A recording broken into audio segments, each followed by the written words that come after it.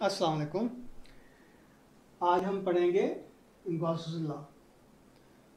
इसके पिछले आर्टिकल में हमने ये देखा था कि अगर आपके पास एक क्लोज्ड सरफेस है, उसमें चार्ज क्यू एनक्लोज्ड है, तो उसके थ्रू जो फ्लक्स पास होता है उस चार्ज की वजह से हमने कहा था वो क्यू और एप्सिलॉन नॉट की रेशियो होती है, यानी कि फ्लक्स जो होता है क्यू ओवर एप्सिलॉन नॉट के बराबर होता है। यानी कि कोई भी हमारे पास क्लोज्ड सरफेस है, उसके अंदर पड़ा हुआ है चार्ज क्यू, तो इसके थ्रू जो फ्लक्स पास हो रहा होगा, या अगर बिल्कुल ये पॉजिटिव चार्ज है तो ये फ्लक्स जो पास हो रहा है उसकी value phi is equal to Q over epsilon naught पढ़ा था हमने। अब गॉस लॉ जो है वो इसी से हम अपना क्या कहते हैं कि डिराइव करेंगे। बेसिकली गॉस ने ये जो स्टेटमेंट दी उसके मुताबिक क्या है कि कोई भी हमारे पास जो क्लोज्ड सरफेस होती है उसके अंदर जितना चार्ज होगा, जितना टोटल चार्ज होगा, उसकी न्यूमेरिकल एडिशन हम करते हैं, यानी कि प्लस माइनस जो है इंक्लूड करके। फॉर एग्जांपल आपके पास एक चार्ज है पॉजिटिव और दूसरा चार्ज है नेगेटिव, तो उनका फिर डिफरेंस लेंगे। तो नेट चार्ज जो किसी भी क्लोज्ड सरफेस के अंदर एनक्लोज होता है, अगर उसको एप्सिलॉन नॉट से मल्टीप्लाई कर दें तो ये टोटल फ्लक्स की वैल्यू आ जाती है। इसलिए हम कहते हैं कि यानी कि गॉस की स्टेटमेंट, गॉस लॉ की जो स्टेटमेंट हम देते हैं कि electric flux passing any closed surface is equal two is 1 over epsilon not of the total charge enclosed in it. किसी भी क्लोज्ड सरफेस के अंदर जितना नेट चार्ज है उसको हम प्रोडक्ट लेते हैं 1 ओवर एप्सिलॉन नॉट से, तो उसकी जो न्यूमेरिकल वैल्यू आती है वो बेसिकली उस फ्लक्स को शो करती है जो उस क्लोज्ड सरफेस के थ्रू पास हो रहा है। तो ये मैथमेटिकली हम कह सकते हैं कि फाई जो होता है इलेक्ट्रिक फ्लक्स को शो करने का, आपको पता ही है कि ये ग्रीक लेटर फाई इस्तेमाल किया जाता है। तो phi is equal to 1 over epsilon naught into Q. Q क्या है? ये टोटल चार्ज है जो किसी भी सरफेस के, क्लोज्ड सरफेस के अंदर रिजाइड करता है। अब इसकी एक्सप्लेनेशन में आप ये एक क्लोज्ड सरफेस ले लेते हैं, इंडिपेंडेंट शेप में है क्लोज्ड सरफेस। इसके अंदर डिफरेंट चार्जेस पड़े हुए हैं, Q1 है, Q2 है, Q3 है, Q4 है। हम कहते हैं कि इसके अंदर n चार्ज से पड़े हुए हैं।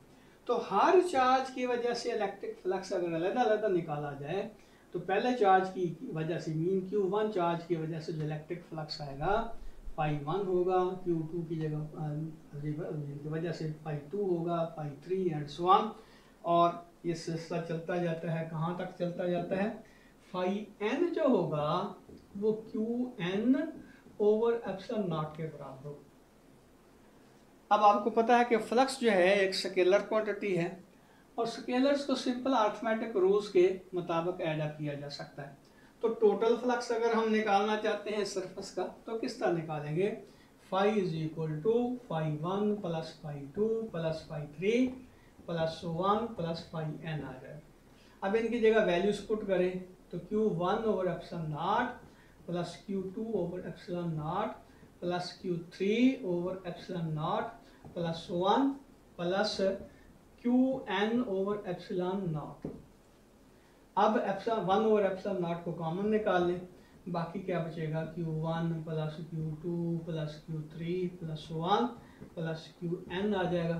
तो ये इसके अंदर जो टोटल चार्ज, इसको हम कह सकते हैं Q कैपिटल से इसको शो कर सकते हैं।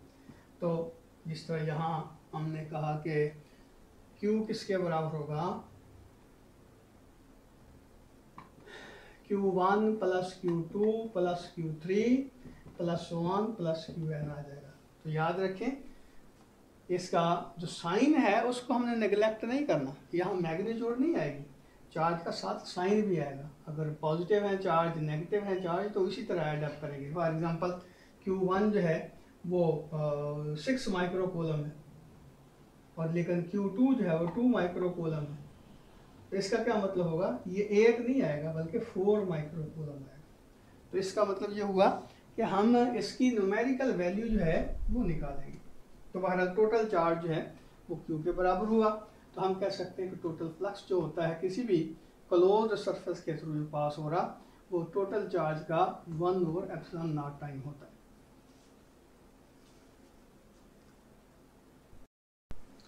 अब हम पढ़ेंगे application of Gauss's law.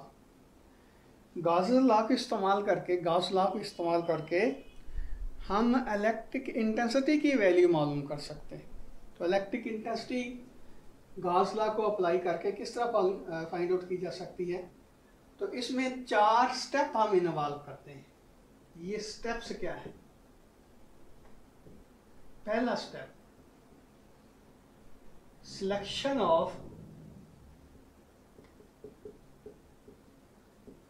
Proper Gaussian surface.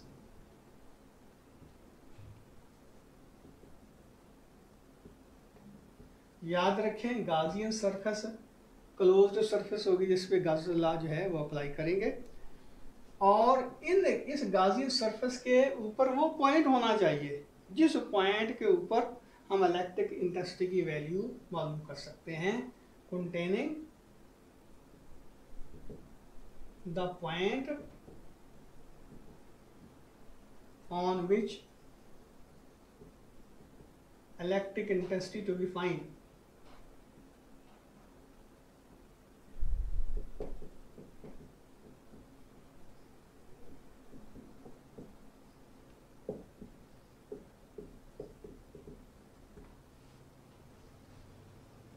तो सबसे पहले हम Gaussian surface, proper Gaussian surface लेते हैं और उस सरफेस के ऊपर वो पॉइंट लाजमी तौर पर लेते हैं जिसके ऊपर हमने इलेक्ट्रिक इंटेंसिटी की वैल्यू निकालनी है। अब दूसरा स्टेप क्या? हम इलेक्ट्रिक फ्लक्स मालूम करते हैं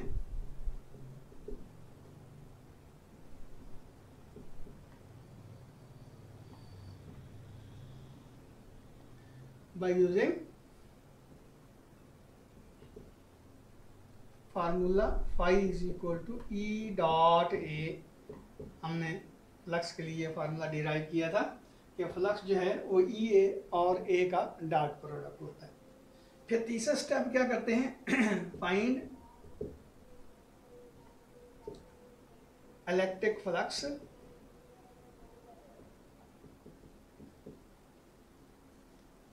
by using Gauss's law, that is phi is equal to q over epsilon naught। फिर हम क्या करते हैं? ये भी फ्लक्स है, ये भी फ्लक्स है। दूसरा स्टेप और तीसरे स्टेप का जो फ्लक्स है उसको कंपेयर करके हम ई की वैल्यू निकाल लेते हैं। तो ये चौथा स्टेप क्या है? comparing second and third step, comparing first and second step। तो ये आ जाएगा phi is equal to E dot A is equal to Q over epsilon naught। तो ये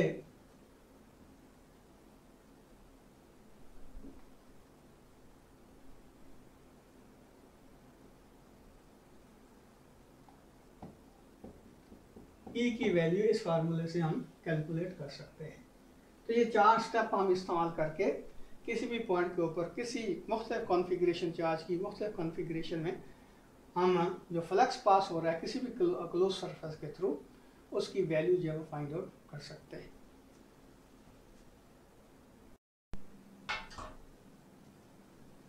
अब हम गॉसेस लॉ को अप्लाई करके मुख्तलिफ शेप में जो चार्ज की डिस्ट्रीब्यूशन है उसकी वजह से इलेक्ट्रिक इंटेंसिटी की वैल्यू जो है वो फाइंड आउट करना चाहते हैं। तो इसमें सबसे पहले जो एग्जांपल आपकी किताब में दी गई है वो ये है कि हमने एक ये हालो कंडक्टिंग स्फीयर है जिसके ऊपर पॉजिटिव चार्ज जो है डिस्ट्रीब्यूटेड है। तो डेफिनेटली ये यूनिफॉर्मली डिस्ट्रीब्यूटेड होगा क्योंकि ये हमारा कंडक्टर अपना जो स्फीयर है ये कंडक्टिंग मटेरियल का बना हुआ है। ये एक हॉलो स्फीयर है, मीन बॉल जिस तरह होती है, अंदर से खाली होती है। तो ये लोहे की या कॉपर की या किसी भी कंडक्टिंग मटेरियल की बॉल जो है बनी हुई है, लेकिन अंदर से ये खाली है।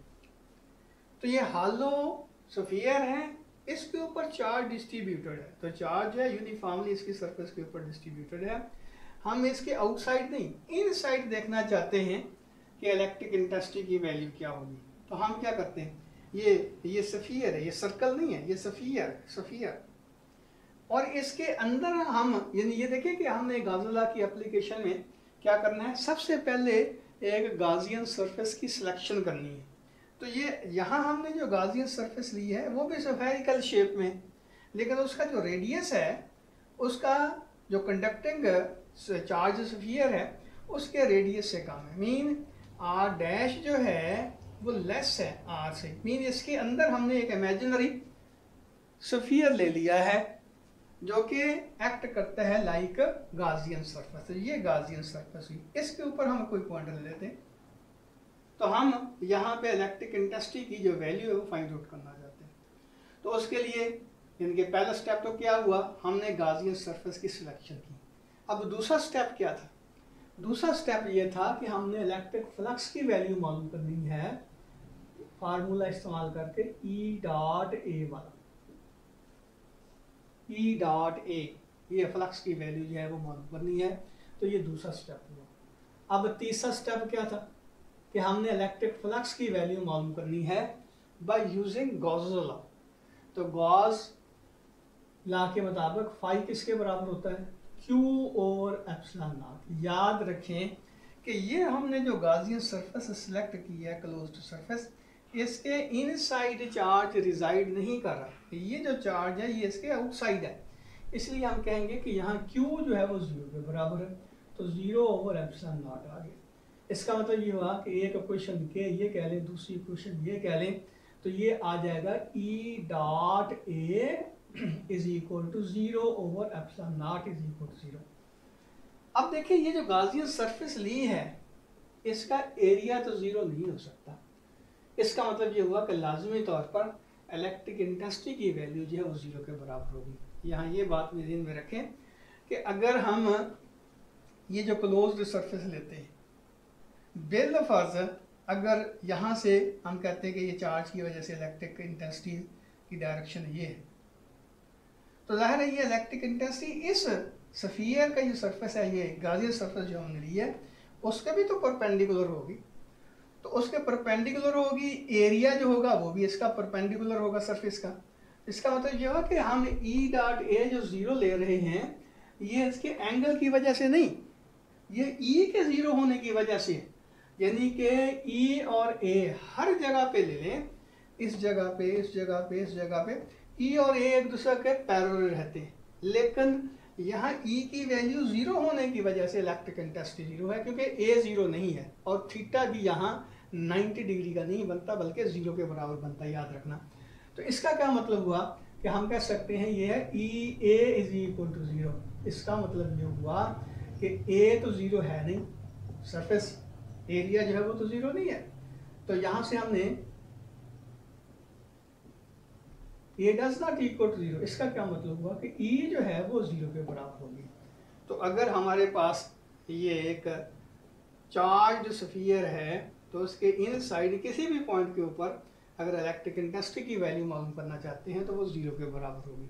वैसे भी देखें फिजिकली भी अगर थोड़ा सा कि ये देखें, ये इतना हिस्सा जो है चार्ज का और ये इतना हिस्सा है चार्ज का, अगर बेलफर्ज बाकी सारा स्फीयर जो है उसको इग्नोर कर दिया जाए तो ये इलेक्ट्रिक इंटेंसिटी की डायरेक्शन इधर होगी, इसके इलेक्ट्रिक इंटेंसिटी की डायरेक्शन इधर होगी। तो दोनों इलेक्ट्रिक इंटेंसिटी मैग्नीट्यूड में से डायरेक्शन में एक दूसरे का अपोजिट, इसका मतलब ये दोनों एक दूसरे को कैंसिल कर देंगी। इसी तरह ये कैंसिल कर देंगी, ये कैंसिल कर देंगी, ये कैंसिल कर देंगी।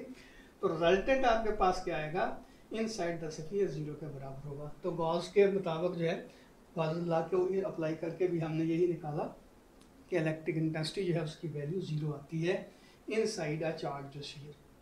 अब इसकी एप्लीकेशन बड़ी ज़बरदस्त है कि अगर हमने किसी भी इलेक्ट्रिक या इलेक्ट्रॉनिक सर्किट को इलेक्ट्रिक फील्ड से उसकी शील्डिंग करनी है, उसको तहफ़्फ़ुज़ देना है इलेक्ट्रिक फील्ड से कि इसके अंदर जो इलेक्ट्रिक फील्ड ना हो, तो हम क्या करते हैं, उसके ऊपर एक इनवेल्प बना देते हैं। उसके ऊपर एक इनवेल्प कंडक्टिंग मटेरियल का बना देते हैं, तो वो इसका मतलब ये होगा कि उसके इनसाइड इलेक्ट्रिक फील्ड जो है वो 0 के बराबर होगा। मैं एक छोटी सी फिजिकली एग्जांपल देता हूँ। पहले जो मॉनिटर आया करते थे ये कंप्यूटर के, तो उसका एक तो वो उसका होता है ना प्लास्टिक का कवर, प्लास्टिक के कवर को खोलें तो उसके नीचे एक शील्डिंग शीट हुआ करती थी, तो वो उसका पर्पस भी यही।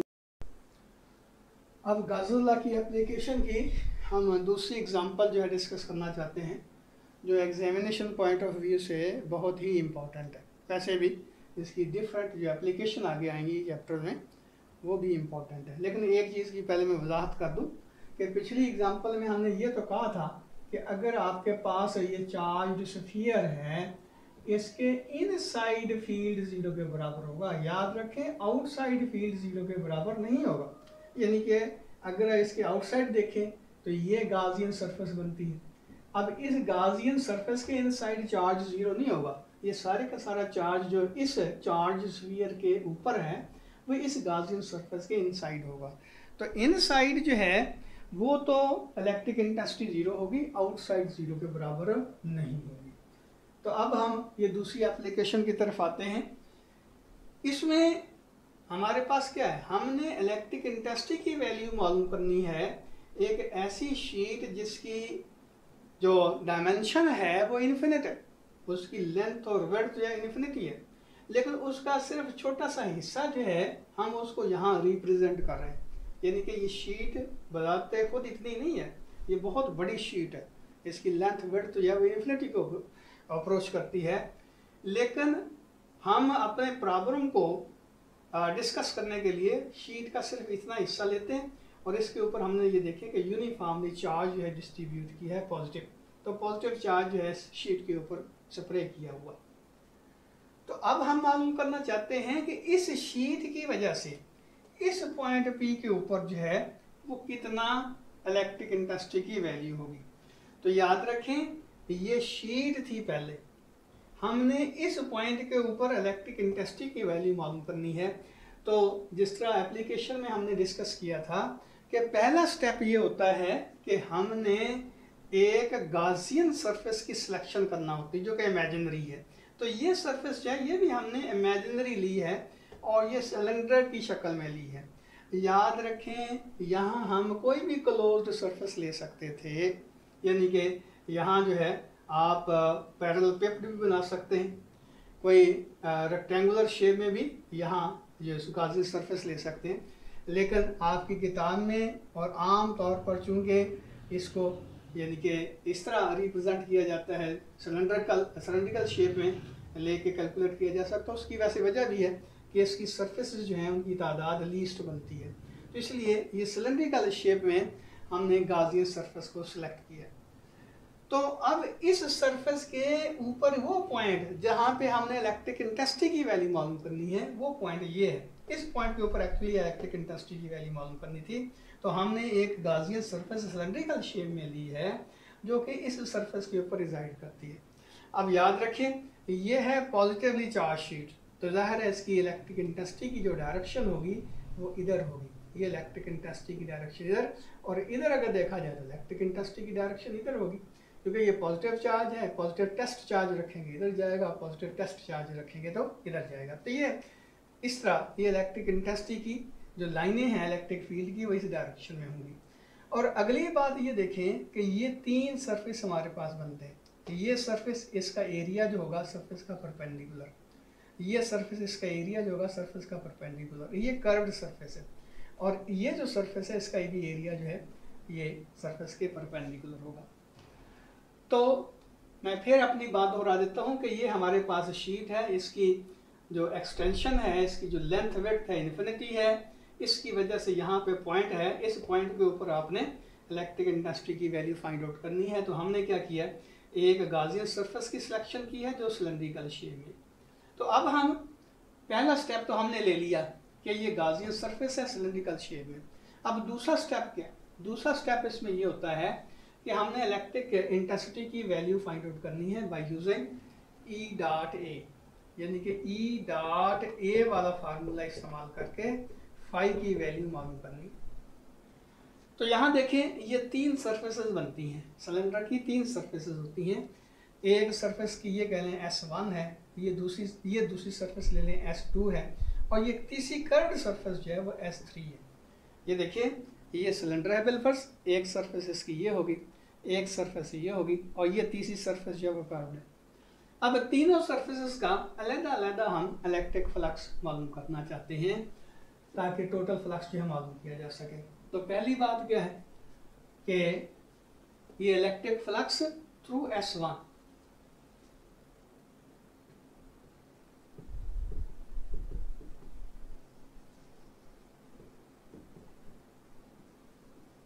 ये जो S1 सरफेस हमने ली है, अब इसमें ये देखें अगर बिलफर्स इसका एरिया, इस सरफेस का एरिया A के बराबर है, तो एरिया की जो मैग्नीट्यूड होगी वो सरफेस के बराबर होगी और इसकी डायरेक्शन जो होगी वो सरफेस का परपेंडिकुलर होगी। तो इस सरफेस के ऊपर जो इलेक्ट्रिक फ्लक्स होगा उसमें क्या होगा, इलेक्ट्रिक इंटेंसिटी E और A इनका प्रोडक्ट लेंगे, तो ये φ1 कह लें, ये आ जाएगा E डॉट A। अब यहाँ देखिए E भी इसी डायरेक्शन में है और A भी इसी डायरेक्शन में, मीन इलेक्ट्रिक इंटेंसिटी और एरिया इस सरफेस के लिए एक दूसरे के पैरेलल होंगे। तो इसलिए हम कह सकते हैं ये आ जाएगा EA cos ऑफ थीटा, और थीटा की जगह 0 डिग्री लिख दें तो ये आपके पास EA आ जाएगा। इसका मतलब ये हुआ कि इस सरफेस के थ्रू, ये एंड फेस के थ्रू, सिलेंड्रिकल शेप के एंड फेस के थ्रू जो इलेक्ट्रिक फ्लक्स है वो E और A का प्रोडक्ट होगा। अब इसी तरह इलेक्ट्रिक फ्लक्स हम मालूम करना चाहते हैं थ्रू S2,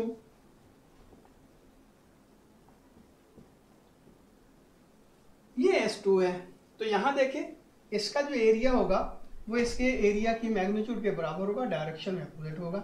इसका मतलब ये होगा कि इसको A ही कह दें। अब A की डायरेक्शन और E की डायरेक्शन, अब भी यहाँ देखें कि इनकी दोनों ये एक दूसरे के पैरेलल हैं। याद रखें इसको A1 लिखा जा सकता है, इसको A2 लिखा जा सकता है डायरेक्शन के अपोजिट होने की वजह से, लेकिन दोनों की मैग्नीट्यूड सेम है। तो सिंपलीफाई करने के लिए मैंने इसको A ही लिख दिया, वैसे हालांकि ये गलत है, याद रखना। तो ये φ2 किसके बराबर हो जाएगा, ये आ जाएगा वही बात, ये देखिए इलेक्ट्रिक इंटेंसिटी और एरिया एक दूसरे के पैरेलल हैं, तो ये फिर आ जाएगा EA cos ऑफ 0 डिग्री, तो ये भी EA आ जाएगा। अब तीसरा फ्लक्स हम मालूम करना चाहते हैं, ये जो कर्व्ड सरफेस है, ये तीसरी कर्व्ड सरफेस है, तो वो फ्लक्स किसके बराबर होगा, इलेक्ट्रिक फ्लक्स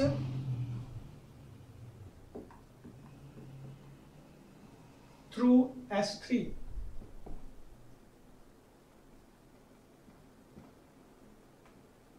तो ये है S3, ये वाला S3, ये वाला कर्व्ड सरफेस, ये भी एंड फेस है, ये भी एंड फेस है, और ये कर्व्ड सरफेस है।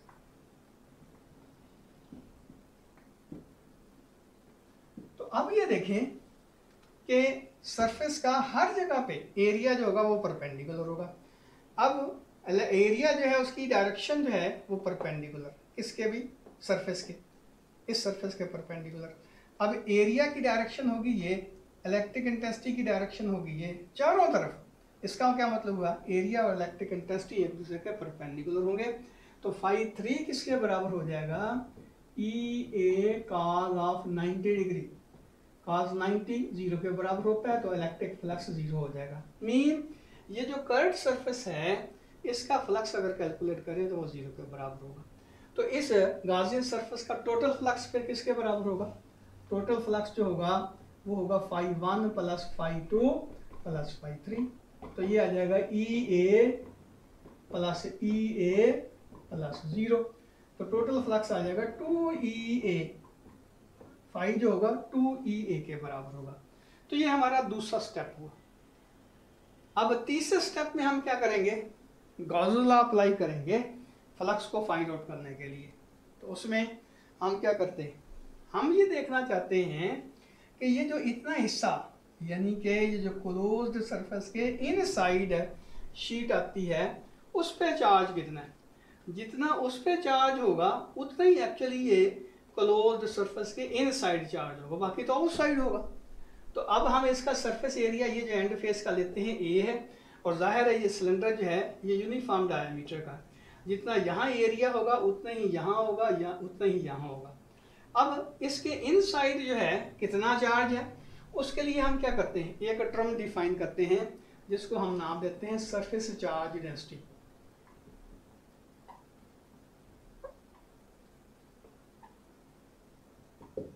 इसको सिग्मा से शो करते हैं। ये रेशो होगी किसकी, चार्ज और एरिया का। चार्ज पर यूनिट एरिया ये कहलाएगी सरफेस चार्ज डेंसिटी। बेसिकली ये रेट है। मिसाल के तौर पर 20 मीटर कपड़ा है, कीमत है 2000 रुपये, सॉरी 2 मीटर कपड़ा है, कीमत है 2000 रुपये। तो इसका क्या मतलब बनेगा,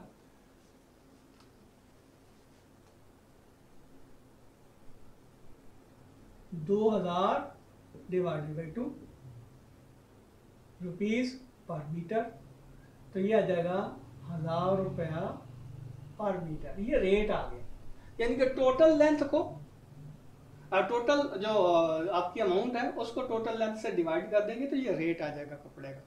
बिल्कुल इसी तरह ये देखें, चार्ज को एरिया से डिवाइड करते हैं तो ये हमारे पास चार्ज डेंसिटी की वैल्यू आ जाएगी। अब हम पूरी शीट के ऊपर चार्ज की वैल्यू मालूम नहीं करना चाहते, हम सिर्फ देखना चाहते हैं कि इसके ये जो क्लोज्ड सरफेस है इसके अंदर कितना चार्ज है। तो इसके अंदर चार्ज की वैल्यू किस तरह निकालेंगे, ज़ाहिर हमें रेट का पता चल गया। अब देखिए कि 2 मीटर कपड़े की कीमत क्या हमने ली, 2 मीटर कपड़ा लिया, उसका हमने रेट निकाल दिया। अब 6 मीटर ले सकते हैं, 10 मीटर ले सकते हैं, क्या करेंगे उसको रेट से मल्टीप्लाई करेंगे। यानी कि अगर 6 मीटर हमने कपड़ा लेना है तो ज़ाहिर है 1000 को 6 से मल्टीप्लाई करेंगे तो ये 6000 आ जाएगा। बिल्कुल इसी तरह यहाँ देखिए, ये आपके पास रेट आ गया जिस रेट से डिस्ट्रीब्यूशन है चार्ज की ओवर एरिया। तो इसका मतलब ये हुआ कि यह चार्ज पर यूनिट एरिया ये सिग्मा के बराबर हुआ। हम मालूम करना चाहते हैं इतना एरिया के ऊपर कितना चार्ज है, तो उसके लिए क्या करेंगे, total charge enclosed by the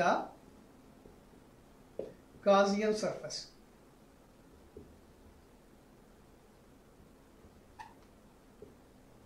Gaussian surface ने कितना चार्ज है इनक्लोज किया हुआ है, तो क्या करेंगे, इसको Q लिखें तो Q किसके बराबर होगा, रेट को एरिया से मल्टीप्लाई कर देंगे। ये देखिए ये इसका एरिया ए था, जितना यहाँ एरिया था उतना ही यहाँ एरिया था, उतना ही यहाँ एरिया था। तो ये हमारे पास रेट आ गया, इसको एरिया से मल्टीप्लाई किया तो ये टोटल चार्ज आ गया। अब यहाँ इलेक्ट्रिक फ्लक्स मालूम करना चाहते हैं गॉस लॉ को अप्लाई करके, तो इलेक्ट्रिक फ्लक्स जो होगा वो होगा सिग्मा यानी कि Q ओवर एप्सिलॉन नॉट। तो ये आप लिख सकते हैं sigma A over epsilon naught. अब ये देखें कि एक आपके पास टोटल फ्लक्स जो है वो ये है जो हमने E डॉट A का फार्मूला इस्तेमाल करके कैलकुलेट किया था, ये वाला। और दूसरा हमारे पास गॉस लॉ के मुताबिक फ्लक्स की वैल्यू आ गई sigma A over epsilon naught. तो ये दोनों ही इक्वेशन आपके पास आ गई, यानी कि ये मैं यहाँ लिख देता हूँ, phi is equal to 2EA। अब ये गॉस में कहता है कि इतना फ्लक्स होगा, ये फार्मूला E डॉट A वाला इस्तेमाल किया तो फ्लक्स की वैल्यू ये आ गई। तो अब चौथा स्टेप क्या था, इन दोनों फ्लक्सेस को हम कंपेयर कर देते हैं, तो ये आ जाएगा 2EA is equal to sigma A over epsilon naught. अब देखिए A से A कैंसिल हो जाएगा, तो ये आ जाएगा 2E is equal to sigma over epsilon naught, या हम कह सकते हैं E is equal to sigma over 2 epsilon naught. तो ये इलेक्ट्रिक इंटेंसिटी की मैग्नीट्यूड आ गई। अब याद रखें हमने इस पॉइंट के ऊपर इलेक्ट्रिक इंटेंसिटी की वैल्यू निकालनी थी, डेफिनेटली उसकी मैग्नीट्यूड ये आ गई, उसकी डायरेक्शन क्या होगी, ज़ाहिर है ये जो पॉजिटिवली चार्ज शीट है इसकी वजह से इलेक्ट्रिक इंटेंसिटी की डायरेक्शन जो होगी वो ये होगी, ये इस डायरेक्शन में यूनिट वेक्टर जो हम इस्तेमाल कर रहे हैं वो इलेक्ट्रिक इंटेंसिटी की डायरेक्शन को शो करता है। तो इसलिए हम कह देते हैं कि इलेक्ट्रिक इंटेंसिटी जो होगी मैग्नीट्यूड उसकी बनी सिग्मा ओवर 2 एप्सिलॉन नॉट और इसकी ये डायरेक्शन बनी। अब बड़ी इंपॉर्टेंट बात यहाँ कि इलेक्ट्रिक इंटेंसिटी जो है ये इसका एरिया के ऊपर डिपेंड नहीं करती, सिर्फ किसके ऊपर डिपेंड करती है, ये चार्ज डेंसिटी के ऊपर डिपेंड करती है। और दूसरी बात डिस्टेंस के ऊपर भी डिपेंड नहीं करती। इसका मतलब यह है कि शीट ऑफ चार्ज है अगर इन्फिनिट एक्सटेंट की, तो शीट के करीब पॉइंट ले या दूर पॉइंट ले, इलेक्ट्रिक इंटेंसिटी की जो वैल्यू है वो सेम रहेगी। वैसे तो ये तो एक आइडियल केस है क्योंकि इतनी लंबा चौड़ा जो है अपना शीट जो हम ले नहीं सकते, तो जब डिस्टेंस बहुत ज़्यादा हो जाता है तो फिर ये शीट ऑफ चार्ज जो होती है जो छोटी सी बन जाती है वो पॉइंट चार्ज के तौर पे काम करना शुरू कर देती है। लेकिन ये आइडियल केस में यहाँ ये यानी कि या कह लें कि ये हमारी बहुत बड़ी शीट है, उसके हम करीब करीब रहते हैं, तो उस वक्त इलेक्ट्रिक इंटेंसिटी की जो वैल्यू है वो इस तरह कैलकुलेट की जा सकती है। और इलेक्ट्रिक इंटेंसिटी की जो मैग्नीट्यूड है वो डिस्टेंस पर डिपेंड नहीं करती, सिर्फ ये चार्ज डेंसिटी के ऊपर डिपेंड करती। याद रखें, अगर हमारे पास पॉइंट चार्ज होगा तो उसके लिए इलेक्ट्रिक इंटेंसिटी की वही फार्मूला इस्तेमाल करेंगे। मिसाल के तौर पर ये पॉइंट चार्ज क्यू है, तो इसके लिए इलेक्ट्रिक इंटेंसिटी का वही पुराना फार्मूला इज इक्वल टू के क्यू ओवर आर स्क्वायर ही इस्तेमाल होगा। यहाँ इलेक्ट्रिक इंटेंसिटी जो है आर पे डिपेंड करती है, लेकिन इन्फिनिट एक्सटेंट की जो शीट है चार्ज की उसकी इलेक्ट्रिक इंटेंसिटी डिस्टेंस के ऊपर डिपेंड नहीं करती। ये याद रखनी है बात आपने। तो अल्लाह हाफिज़।